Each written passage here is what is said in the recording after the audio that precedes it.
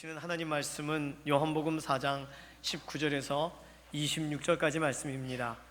신약 성경 808페이지에 있는 요한복음 4장 19절에서 26절입니다.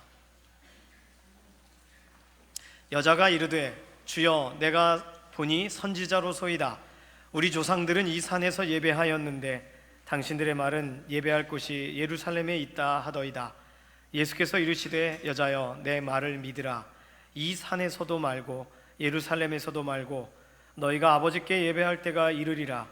너희는 알지 못하는 것을 예배하고 우리는 아는 것을 예배하노니 이는 구원이 유대인에게서 남이라. 아버지께 참되게 예배하는 자들은 영과 진리로 예배할 때가 오나니 곧 이때라.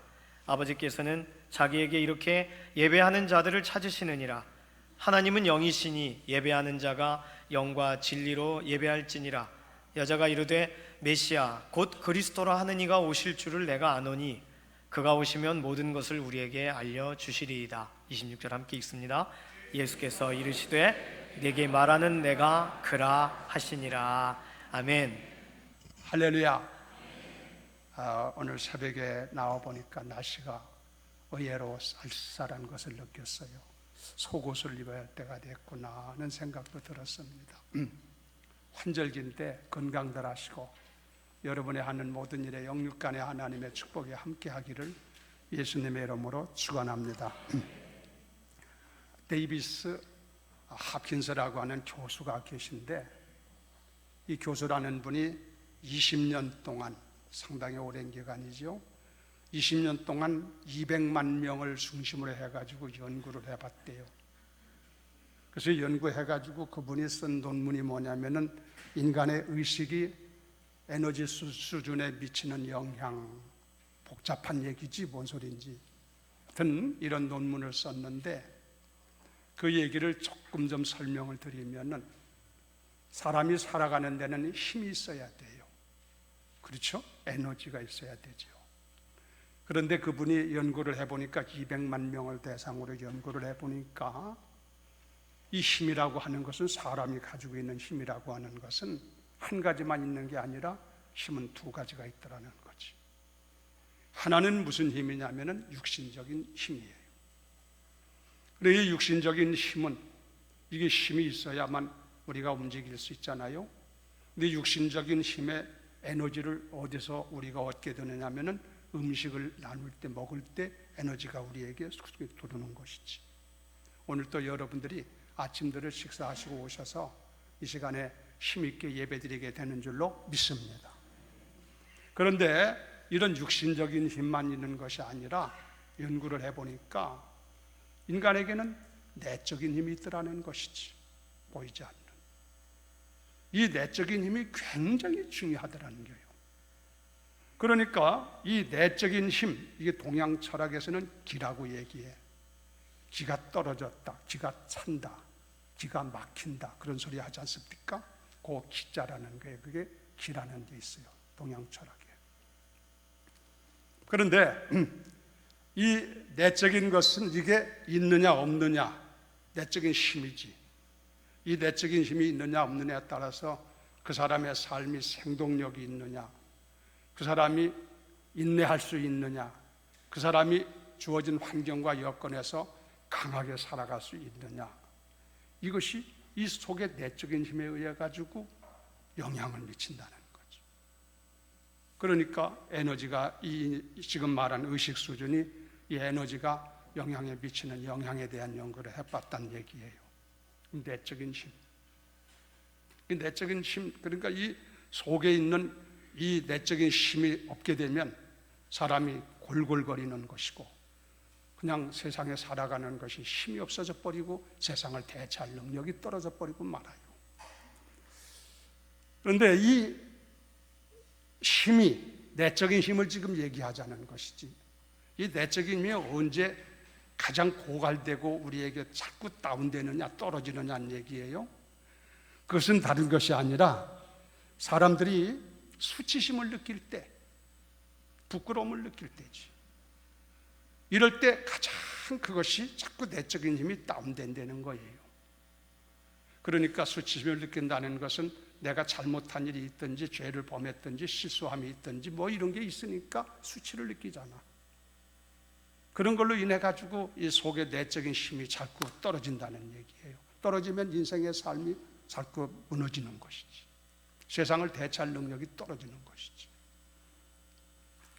그리고 이 기가 떨어지게 되면은 결과적으로는 이 육신도 면역력이 떨어져 가지고 질병에 걸릴 확률이 높다는 거예요.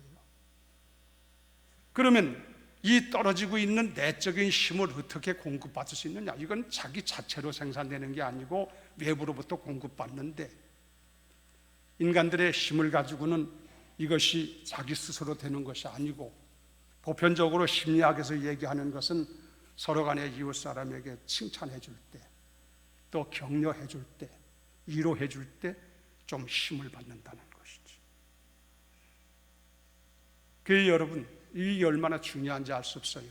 오늘 여기 오셨는데 옆에 분한테 한번 잘 오셨습니다 하고 기를 좀 불어넣어 주세요. 잘 오셨습니다.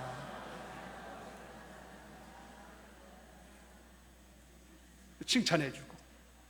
그런데 이것은 아주 미약한 부분이고 세상에서 하는 얘기고, 이 내적인 힘이라는 것이 어디서 부어지는 거냐, 주어지는 거냐? 성경은 말하기를 그것은 하나님으로부터 주어진다. 할렐루야.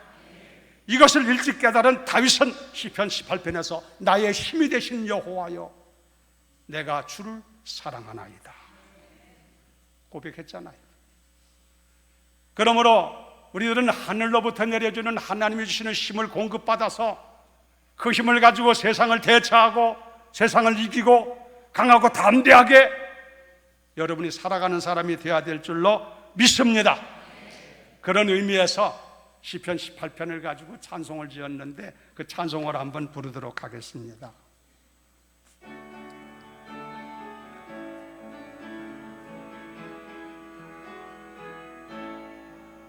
나의 힘이 되신 여호와여, 내가 주님을 사랑합니다. 주는 나의 반석이시며 나의 요새시라. 주는 나를 건지시는 나의 주, 나의 하나님, 나의 피할 방이시여, 나의 방패시라. 나의 하나님, 나의 하나님, 구원의 뿌리시여, 나의 산성이라. 나의 하나님, 나의 하나님, 그는 나의 여호와, 나의 구세주. 할렐루야. 하나님께 영광의 박수를 올려드립니다. 조금 얘기를 달리 해가지고 말씀을 드리는데, 여러분 행복하기를 원하시잖아요. 여러분이 세상에 살면서 삶의 의욕을 가지고 힘차게 살기를 원하잖아요. 그런데 이 삶이 행복함을 무너뜨리고 우리에게 있는 모든 힘과 능력을 무너뜨리는 것이 있는데, 그것이 또 뭐냐면은 열등감이랍니다. 열등감. 인테리어 트리, 그 다음에 필링이라고 그러는데, 열등감. 이 열등감이라는 것이, 이게 울프더라고 하는 교수가 이건 연구해낸 거예요. 미국의 심리학 교수인. 그 열등감이라는 것이 우리들을 굉장히 불행하게 만들고 힘들게 만든다는 거야. 여러 가지 다른 것도 있겠지만 아주 결정적인 것이 열등감이랍니다. 그래서 이 열등감을 얼마나 우리가 극복하느냐, 거기에 따라서 인생의 성패가 좌우된다고 얘기를 해요. 근데 인간들은 누구든지 다 불완전하기 때문에 이게 다 열등감을 갖게 되어져 있는데 완전한 사람이 어디 있어? 네, 미국의 사회심리학자 울퍼더라는 사람이 연구를 했는데 미국 대학생들을 상대로 해가지고 연구를 해봤더니 남자 대학생 90%가 열등감을 가지고 있고 여자 대학생 91%가 열등감을 가지고 있다고 그랬어요. 이게 절대 다수가 열등감을 가지고 있는 것이지. 이해가 가시죠? 인생의 성공 여부는 열등감을 얼마나 극복하는지 달려 있는 거다. 이제 우리가 이렇게 알 수가 있는 것이죠. 열등감 얘기가 나와서 그런데 열등감을 잘 극복할 필요가 있지. 키 작은 사람은 키가 작는 것 때문에 열등감을 느끼고, 또 돈이 없는 사람은 부자를 볼 때 열등감을 느끼고 뭐 이럴 수가 있잖아요. 그런데 나폴레옹이라는 사람이 이 유럽 구라파의 영웅 아닙니까? 히어로지요. 근데 이 영웅인 나폴레옹이 키가 1m 55였대요. 깜짝 놀랐어요. 1m 55면 저보다도 훨씬 적어요. 근데 그 사람이 어떻게 구라파의 영웅이 될 수 있느냐? 그러니까 그 사람은 자기의 열등감을 극복했다는 얘기야. 그뿐 아니라 동양의 중국에 유명했던, 여러분 그 대륙을 12억 인구를 통치했던 사람이 등소평 아닙니까? 이 등소평이라는 사람이 키 작았다는 건 여러분이 다 보고 알 거예요. 이 등소평이라는 사람은 키가 1m 50이었대요. 키 작은 사람들 위로받으시기 바랍니다만은. 근데 등소평이라는 사람도 그 열등의식을 자기 스스로 극복한 사람이라고 볼 수 있지. 한 번은 모택동이가 지도자들을 모아놓고 결정을 하는데 만장일치로 결정하기로 했는데 다 의자에 지금 앉아있죠. 그러면 안건을 내놓고 만장일치로 결정하는데 여기에 동의하는 사람들은 다 일어나서 기립해가지고 찬성하시기 바랍니다. 이게 사람들이 다 일어났을 거 아니에요. 그런데 등소평이는 키가 워낙 적어가지고 일어섰는지 안 섰는지 볼 수가 없어.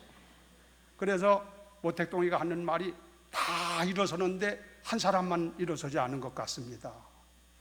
그러니까 등소평이가 얼른 의자 위로 올라가면서 의자 위에 발딱 올라가서 나도 동의합니다. 그랬다는 거야. 얼마나 키가 작았다는 걸 알 수 있잖아. 그러니까 이 열등감을 얼마나 극복하느냐가 참 중요하다는 것을 우리가 알 수 있어요. 이걸 컴플렉스라고도 얘기를 하잖아요. 남자는 남자 컴플렉스가 있고, 그렇죠? 남자는 좀 담대하고 뭐 이런 게 있어야 되는데 그게 부족하면 남자로서 좀 컴플렉스를 느끼잖아. 여자는 여자 컴플렉스가 있어요. 특히 여자들은 미모라든가 이런 부분에 있어서 영 자신이 없을 때가 많잖아요. 또 보면은 디오게네스 컴플렉스라는 것도 있는데 설명할 시간이 없고, 그리고 요즘에는 디지털 컴플렉스라는 게 있대 그래요. 이 가운데도 그 컴플렉스를 가진 분들이 제법 있을 터인데, 디지털 컴플렉스라고 하는 건 뭐냐면은 요즘 시대는 컴퓨터라든가 휴대폰이라든가 다 이 디지털 장비를 가지고 우리가 쓰잖아. 이 젊은 사람들은 아주 유능하게 하는데 나이가 있는 사람들, 우리 또래 된 사람들, 이런 사람들은 옛날 시대이기 때문에 시대가 좀 그래서 그런지 그런 거 별로 배우려고도 하지 않고, 그래서 그런지 여러분 우리들은 컴퓨터 같은 거 잘 못하잖아. 휴대폰 같은 것도 우리들은 뭐 기능을 다 활용할 줄 모르잖아요. 그래서 나이 먹은 사람들은 이 디지털 컴플렉스가 있다는 거야. 그런 데 있어서는 자신감이 없어. 그 얘기가 나와서 그런데 제 외손녀가 초등학교 3학년인데 내가 그 아이한테 이 휴대폰 쓰는 게 실력이 떨어져. 그래서 내가 항상 그런 휴대폰 같은 거 할 때는 내가 자신이 없어. 이게 이제 디지털 컴플렉스라고 해서 나이 든 사람들이 이런 데서 컴플렉스를 느끼는 것이지. 저건 이런 것이 중요한데, 이런 것들이 열등의식이라고 하는 것이 우리의 삶을 굉장하게 불행하게 만들고 삶맛을 잃어버리게 만들고 인생의 삶을 비탄하게 만든단 말이야. 그래, 이 열등의식을 어떻게 극복할 거냐? 이게 극복돼야 되잖아요. 이거 어떻게 극복할 거냐? 여기에 대해서 학자들의 얘기는 기본적으로 하는 말이 뭐냐면 비교의식을 버려라. 비교의식을 버려라. 그렇죠? 이 열등감이라는 것은 비교하는 데서 주어지잖아요. 비교가 안 되면은 뭐 열등감을 느끼지 않을 건데. 그러니까 키 작은 사람은 키 큰 사람 보면은 열등감을 느껴. 돈이 없는 사람은 돈 많은 사람 보면 열등감을 느껴. 그렇죠? 지식을 많이 갖지 않은 사람은 지식을 많이 가진 사람 보면 열등감을 느끼잖아. 이 비교가 되니까 그 열등감을 느낀단 말이에요. 그래서 비교의식을 버려라 그래요. 좋은 얘기예요. 근데 쉬운 게 아니야. 비교의식을 버리고 생각을 할 때 어떻게 하느냐? 세상 모든 것은 다 다르게 구성되어 있다는 것을 알아라는 거야. 그렇죠? 세상 만물을 보면 같은 게 없어요. 하나도 같은 게 없어. 쌍둥이도 보면 같은 거 비슷하지만 똑같지는 않잖아. 100%. 그러니까 세상 모든 것은 다 다르게 되어 있다는 것을 알고 있어라 이거예요. 비교의식을 버리기 위해서. 그리고 또 한 가지는 이 다른 것이 서로 간에 어울릴 때, 조화를 이룰 때 거기에 아름다움이 있다는 것을 알아라 그래요. 그렇죠. 여기 지금 꽃이 이렇게 있는데 이 꽃도 한 가지만 갖다 꽂아놨으면 아름다움이 적을 거예요. 그래 여러 가지 색깔이 다른 것들을 꽂아놓기 때문에 더 훨씬 아름답잖아요. 정원도 그렇고 여기 지금 찬양돼서 오늘 찬양을 불렀는데 그냥 우리 같이 단음으로만 부르게 되면은 물론 그것도 찬양이 되고 아름답지만 소프라노, 엘토, 테너, 베이스를 갖다가 조화를 이뤄가지고 부르게 되니까 음악이 훨씬 더 아름다워지잖아요. 그와 같이 우리들이 세상에 살면서 다 다르게 되어져 있는데 서로 간에 다른 것을 알고 똑같을 수는 없지 않느냐 이거야. 서로 간에 나는 주어진 자리에서 나는 이렇게 됐다는 걸 인정을 하고 그리고 조화를 이루는 삶을 살아갈 줄 아는 사람이 될 때에 열등감을 버릴 수 있다고 얘기해요. 근데 이것이 성경적으로 보면은 무슨 얘기를 하느냐 하면은 이걸 지체론을 가지고 얘기를 하고 은사론을 가지고 얘기해요. 사람의 몸뚱아리라는 것이 보면은 기능들이 다 달라. 손 크기하고 발 크기가 다르고 눈 크기하고 귀가 크기가 다르고 모든 기능들이 다르잖아요. 다 다르잖아. 그런데 서로 간에 그걸 가지고 서로 열등의식을 느끼지 않지 않습니까? 이 사람의 지체라는 것이. 자기의 주어진 자리에서 자기 기능을 충실히 발휘하면서 모두가 다 이렇게 할 때에 온전한 몸을 이루어가지 않습니까? 아름답게. 이와 같이 우리가 열등감을 버리려면은 우리들이 세상이라는 건 똑같은 건 없다. 서로 다를 수밖에 없는 것을 인정을 하고 그것이 조화를 이룰 때 아름다움이 있다는 걸 알고 그런 생각을 가지면서 비교의식을 버려라. 그리고 긍정적인 생각을 가지고 그리고 또 무슨 일을 하든지 감사하는 마음을 가져라 그렇게 얘기를 해요. 그러면은 열등감이 해소될 수 있다고 얘기합니다. 이게 세상 사람들이 하는 얘기란 말이에요.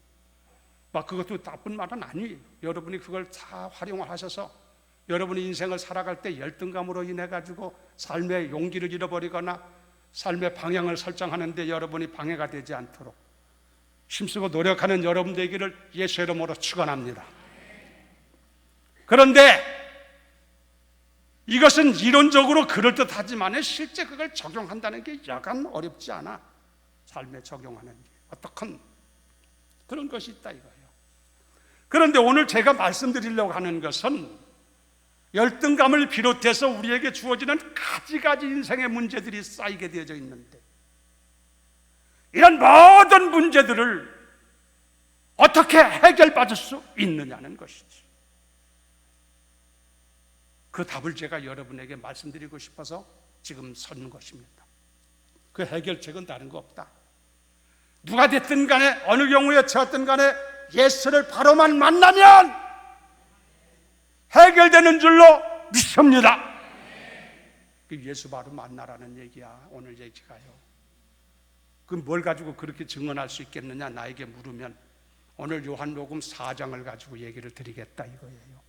이에도 뭐 가지가지 얘기들이 많지만 여러분이 요한복음 4장에 보면은 사마리아의 수가성의 한 여인에 대한 얘기가 쭉 나오는데 4장 1절부터 쭉 나오는데 너무 길어서 읽지를 못하고 부분적으로 읽었습니다만은 잠깐 설명을 좀 드리기를 원하는데 오늘 중심 얘기가 이 얘기예요. 여러분, 우리가 먼저 이걸 알기 전에 이해할 게 뭐냐면은, 우리나라라는 것을 이렇게 지도로 봤을 때, 우리나라를 일기예보를 할 때도 보면은 남부지방이 있고, 남부지방 그 다음에 중부지방 있잖아요. 우리가 살고 있는 서울이 중부지방이라고 봐야 되겠지. 그리고 북부지방, 그러니까 남부지방에는 비가 오겠다, 중부지방은 비가 안 오겠다, 뭐 이렇게 얘기를 하잖아요.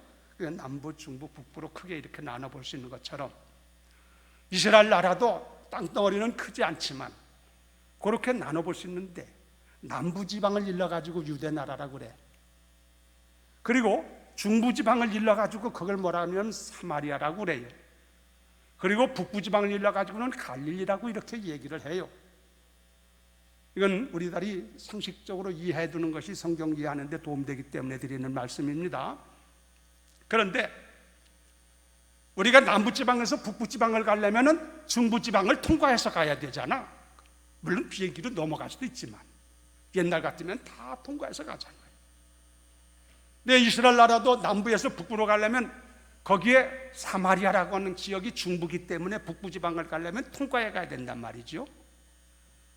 근데 이 사마리아 지역은 무슨 지역이냐면은, 이스라엘 나라의 경우에 옛날부터 대적들이, 이방 사람들이 쳐들어와 가지고 그 중부지방에서 살기도 하고, 또 군인들이 와가지고 혼혈 쪽을 많이 만들어 놨어, 그 지역에. 그러다 보니까 이스라엘 백성들이 봤을 때는, 이스라엘 백성들은 선민의식이 강해요. 아브라함의 후손이라고 하는. 그래서 이 혈통이, 이스라엘 아브라함의 후손의 혈통을 바로 받지 않은 사람들은 이방 사람을 취급하고 상종도 하지 않냐고 그랬단 말이야, 이스라엘 백성들이요. 그런데 이 중부지방은 지금 말하고 있는 사마리아 지역이지. 이스라엘 나라로 중부지방의 사마리아 지역은 혼혈들이 많기 때문에 이스라엘 백성들이, 이 사람들은 선민의식에서 떠났기 때문에 이 사람은 이방 사람 취급을 해서 상종을 하지 아니하고, 남부지방에서 북부지방을 할 때는 이 사람들하고 상종하지 않기 때문에 돌아서 가고 그랬어요, 옛날에. 그런데 예수님께서 유대에서 갈릴리로 가셔야 되겠는데, 중부를 통과해야 되는데, 그날따라 예수님은 제자들과 함께 가시면서 중부지방인 사마리아 지역을 통과해서 갔다 이거예요. 할렐루야. 가는데 옛날에는 걸어서 다녔잖아요. 아침에 출발하셔서 예수님 제자들과 함께 이렇게 쭉 걸어서 저 북부 갈릴리로 가야 되겠는데, 중부인 지금 사마리아 지역을 통과해서 가다 보니까 아마 정오 때가 된 것 같아. 근데 식사도 해야 되겠고, 또 그리고 피곤도 하고, 그래서 예수님이 가다가 보니까 이 사마리아의 수가라고 하는 동네가 있는데, 그 수가의 동네의 어구에 옛날부터 쓰고 있던, 요셉 때부터 쓰고 있던, 그때 요셉이 아니라 그 야곱 때부터 쓰고 있던 우물이 하나가 있는데, 옛날에는 수도장 뭐 이런 거 없었잖아요. 우물이 하나 있는데 그것이 그 사마리아 사람들, 수가성 사람들이 아주 늘 사용하고 있는 우물이야, 올해부터. 그 우물이 있는데 그 우물에 예수님께서 도착을 하셔서 잠깐 좀 거기서 쉬자. 정오 때요, 낮에. 그리고 제자들을 향해 가지고 동네 들어가서 좀 먹을 것을 준비해 가지고 오너라 하고 제자들은 동네 들어갔어요. 그 예수님만 수가성 우물가에 혼자 앉아 있는 팩이죠. 쉬고 계신데. 그런데 그 순간에 그 사마리아 성의 수가성의 한 여인이 물길로 물동이를 지고 나왔단 말이에요. 그 낮에는 사람들이 잘 물길로 오질 않아요. 그 여인이 혼자 물길로 왔어요. 그래서 예수님이 그 여인을 딱 만나자, 둘이 딱 지금 만난 거야, 1대1로. 그 예수님이 먼저 말을 겁니다. 여자여, 내게 물 좀 달라. 그러니까 여자가 딱 하는 말이, 당신은 유대 사람으로 어찌하여 사마리아 사람인 나와 나 상관하냐 이거요, 물 달라고 하냐 이거요. 상종을 하지 않는데. 그랬더니 예수님께서 하시는 말씀이, 내가 물 달라 하는 일을 알지 못해서 그런 거다. 내가 만일에 나에게 물을 달라 했으면 내가 너에게 생수를 주었을 것이고, 그 생수를 내가 가졌으면 영원히 목마르지 아니할 것이다 하면서 얘기가, 대화가 진행된단 말이죠. 그랬더니 이 여자가 하는 말이, 그런 생수가 있다면 물길로 오지도 않을 것인데 그러면 그걸 좀 나에게 주세요. 그렇게 여인이 예수님한테 말씀을 드렸어요. 그랬더니 예수님이 하는 말이 내 남편을 데리고 오너라. 그래 이 여자가 남편을 데리고 하라고 하니까 예수님한테 말하기를 제 남편은 없습니다. 대답을 했어요. 그랬더니 예수님이 딱 그에게 지금 대화가 진행되는 것을 잘 알아들어야 되세요. 예수님이 하는 말이 그래 내 남편은 원래 5이었느니라.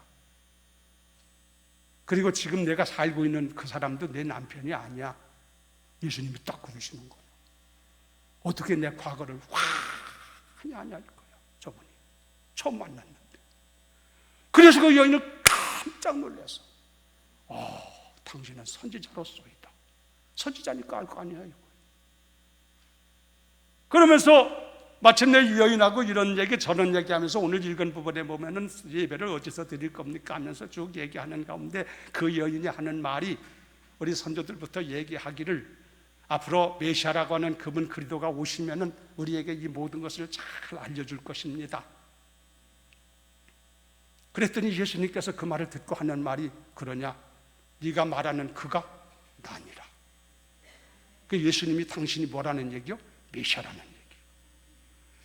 그때 이 여인은 눈이 팍 떠지면서 저분이 메시아구나. 얼마나 반갑고 기쁘고 마음이 감격스럽고 얼마나 그런지. 물동이를 거기다 놔두고 동네에 들어가서 동네 사람들한테 여보시오 여러분들, 내가 물가에 가서 메시아를 만났습니다. 지금 거기 계시니까 여러분들도 원하면은 다 가시면은 만날 수 있으니까 그곳에 가보시기 바랍니다. 그러니까 동네 사람들이 깜짝 놀래가지고 서로 간에 막 어디 무슨 소리나 해가지고 물가에 가보니까 거기 예수님이 계신 거예요. 그래서 예수님한테 말씀도 듣고 하룻밤 유하기를 청하셔서 그래서 그 동네 들어가서 하룻밤 주님께서 보내고 이렇게 했다는 얘기요. 그런 얘기가 오늘 말씀의 내용이라 이거요. 자, 그러면 오늘 이 말씀 속에서 제가 얘기하려고 하는 것은 이 물기로 나온 여인이 어떤 사람이었냐 이거야. 이 여인은 지금 앞에 말한 것처럼 열등감이 굉장히 많았던 사람이야. 이 사람은 열등감이 3가지로 볼 수가 있는데 첫째는 뭐냐면 이 사람은 자기가 사마리아 사람이라고 하는 것이 문제야. 사마리아 사람은 앞에 말씀드렸습니다만 유대 사람들이 상종도 하지 않아. 이방인이라고 해서.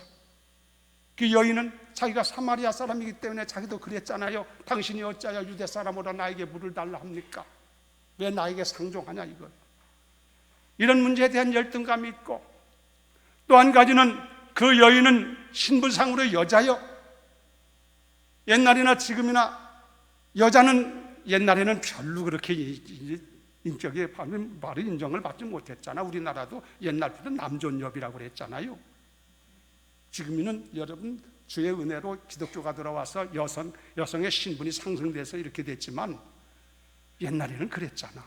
그러니까 예수님 당시에도 그래서 여성들은 수혜도 되지 않았어요. 그러니까 거기서부터 오는 인간적인 열등감도 있잖아. 또 한 가지는 가정이 불안해. 가정이 정상이 아니야. 예수님께서 딱 지적을 했습니다만 남편이 5 있었다. 뭔 소리인지 이해가 가시지. 남편을 5명이나 갈아쳤다 이거예요. 그러니까 그 가정이 어떤 가정이라는 게 짐작이 가잖아. 이 여인의 삶이 어떤 거라는 것을 알 수 있잖아. 지금 살고 있는 남편도 내 남편이 아니다 하니까 비정상적으로 살고 있다는 얘기예요. 구체적인 것까지는 모르지만. 그래서 이 사람은 부끄러움을 느끼고 그런 가정에 불안전하고 여러 가지 정상적이 아닌 것 때문에 사람을 대하기가 싫고 사람을 만나기가 싫어서 사람들이 없는 정오 낮 시간에 물길로 온 거야. 사람들을 만나기 싫어서. 대하는 게 싫고 사는 게 재미가 없어. 하여튼 이런저런 이유로 인해 가지고 이 사람이 말할 수 없는 열등감을 가지고 세상에 살기는 살지만은 내가 왜 사라지는지를 모르고 살기는 살지만은 죽지 못해서 사는 것이고 사람을 대하기도 힘들고 사는 것 자체가 용기도 생기지 아니하고 그저 살 맛이 없지만은 죽지 못해서 살고 있는 그런 신세를 가졌던 여인이었다는 얘기예요. 그런데 이 사람이 예수님을 만나는 순간에 완전히 그런 모든 열등감을 다 털어버리고 너무 기쁘고 즐거운 마음을 가지고 감격스러운 마음으로 동리에 들어가서, 옛날 같으면 말도 안 되는 얘기지, 사람들에게 외치면서 여러분 내가 메시아를 만났습니다, 여러분들도 그 메시아를 나와서 만나보시기를 원합니다, 전하고 있는 장면을 보면서 이 여인은 예수를 만나서 자기의 모든 인생의 문제를 다 해결받았구나. 믿으면 아멘. 그 사람이 그 후로 어떻게 살았는지는 성경에 기록이 없으니까 모르지만 그 주님을 따르지 않았겠나 싶은 생각이 듭니다. 어떻든 이런 여러 가지 이 여인의 문제가 예수 그들을 만나는 순간에 깨끗하게 정리되어 버리고 다 털어놔 버리고 자유롭고 기쁘고 즐겁고 감격 속에서 살아가는 그런 삶으로 인생의 문제가 해결되지 않았느냐, 이런 얘기지. 여러분, 그렇습니다. 예수님은 우리의 모든 문제를 해결하는 분이 되시는 줄로 믿습니다. 예수님은 그 문제만 해결하는 분이 아니고, 삭개오 같은 사람은 키가 난쟁이였는데 삭개오도 문제 해결해 주시고 키를 크게 해줬다는 게 아니라 그 안에서 자유함을 갖게 해주셨고, 뭐 성경에 수없이 많아 이런 얘기를 하면은, 그렇죠? 여러분, 하늘산 기도원의 이천성 목사라는 분 여러분 보셨는지 모르지만 지금 돌아가셨지요. 이 양반이 6.25 때 전쟁으로 인해 가지고 상위군이 됐는데, 옛날에는 상위군경들에게 국가에서 보조라든가 이런 게 없으니까 몸이 상위군인이 됐으니 어디 가서 살기도 어렵고, 이게 참 그렇잖아. 직장 생활하기도 어렵고. 그래서 옛날에는 그 상위군 된 사람들이 살 길이 막연하고, 그래서 다 그런 건 아니지만 일부 사람들은 깡패 노릇 타고 막 그냥 등쳐먹고 이러며 살았어요. 이선성 목사님 같은 분도 옛날에 명동에서 아주 상위군경으로 등쳐먹던 아주 수도자야. 자기 간증이 그렇더라고. 그런데 이런 못된 짓 하던 사람이 예수를 만났어. 할렐루야. 그래가지고 변화야 새 사람 되어서, 여러분, 하늘산 기도원 원장하면서 저도 설교도 많이 들어봤습니다만, 여러분 이렇게 승리하며 살아갔던 것을 볼 수 있잖아. 뭐 그런 얘기하면은 수없이 많고 성경에 얼마든지 많은지 몰라. 어떻건 예수 만나면 영원한 멸망의 절자가 구원받게 되는 줄로 믿습니다. 예수 만나면 오늘 나오는 이 여인같이 문제가, 당장에 자기 고민스러운 문제가 해결되는 역사가 주님으로부터 주어지는 줄로 믿습니다. 뭐 이런 얘기들 얼마든지 많잖아. 어부였던 베드로가 예수 만나가지고 수제자가 되어가지고 여러분 지구상에서 훌륭한 사람으로 남아있는 업적을 볼 수 있잖아. 사도 바울 같은 사람도 그렇잖아. 이런 얘기들은 뭐 간증을 들어보면 얼마나 많은지 몰라. 어떻건 제가 오늘 하고자 원하는 얘기는, 누구든지 예수만 바로 만나면 인생의 문제는 그 안에서 해결될 수 있다. 믿으면 아멘. 이 얘기를 드리고 싶은 거예요. 우리도 여러분들 예수를 만났기 때문에 못된 습관 버리고 잘못된 길 가지 아니하고 오늘 또 주님 앞에 나와 예배드리게 된 줄로 믿습니다만, 우리에게는 예수 만나는 길밖에 없어. 바로만 만나봐라 이거예요. 예수만 바로 만나면 그의 운명이 달라지고 그의 삶이 달라지고 미래가 달라지고 영원한 하나님의 자녀로, 구원받은 자녀로 기쁨과 즐거움으로 소망 가운데 살다가 아버지 나라에 가서 영원히 거하게 되는 줄로 믿습니다. 그러니까 답은 예수 만나라. 예수 바로만 만나라. 시원찮게 어설프게 만나니까 문제가 좀 있는 거지. 바로만 만나면 완전히 새로운 역사가 주어져. 인생 문제의 해결자가 누구냐면 예수요. Jesus is answer. 예수는 응답이 되신다. 예수는 모든 것이 해답자가 되시는 줄로 믿으면 아멘. 그 예수를 제가 오늘 간증석은 이 사마리아 여인을 통해서 간증하면서 말씀을 드리는 겁니다. 그 예수는 지금도 살아계셔서 우리를 만나기를 원하시고 우리의 문제를 해결해 주기를 원하시는 줄로 믿습니다.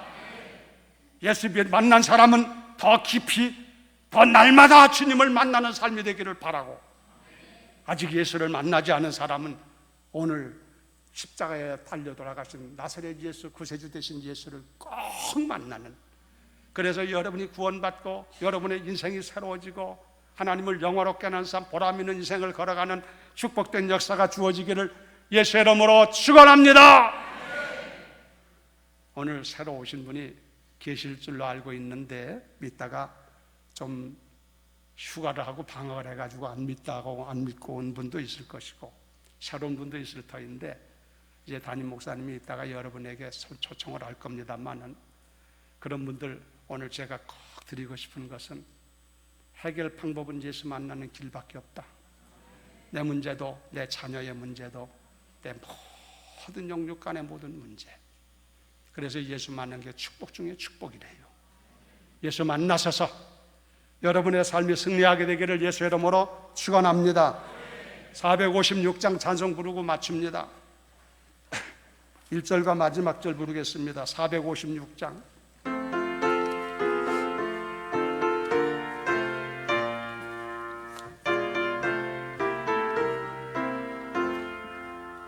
거친 세상에서 실패하거든 그 손 못 자국만 열어 오랜 일 하다가 힘을 얻으리 그 손 못 자국 만져라 그 손 못 자국 만져라 그 손 못 자국 만져라 주가 널 지키며 인도하시리 그 손 못 자국 만져라 나의 죄악의 짐 무거울 때에 그 손 못 자국 만져라 마음 문 열고서 주를 모셔라 그 손 못 자국 만져라 그 손 못 자국 만져라 그 손 못 자국 만져라 주가 널 지키며 인도하시리 그 손 못 자국 만져라